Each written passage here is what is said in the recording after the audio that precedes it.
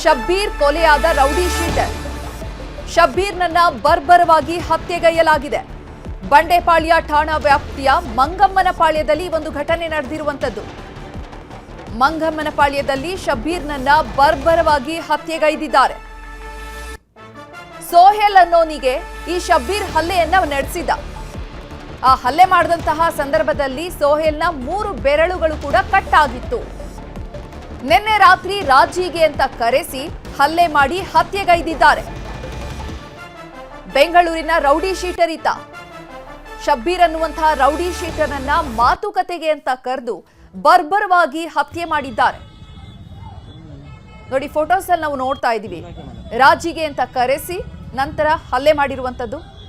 ಈ rowdy sheeter ಶಬ್ಬೀರ್ನನ್ನ ಹಳೆ ದ್ವೇಷದ ಹಿನ್ನೆಲೆಯಲ್ಲಿ ಈ ಹತ್ಯೆ ನಡೆದಿದೆ ಅಂತ ಹೇಳಲಾಗ್ತಾ ಇದೆ.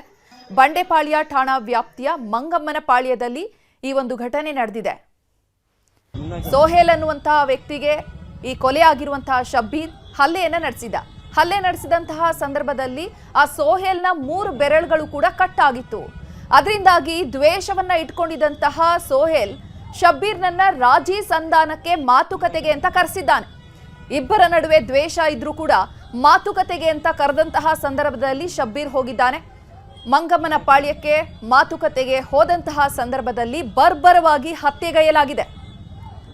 Rowdy sheeter Shabbir ಕೊಲೆಯಾಗಿದ್ದಾನೆ.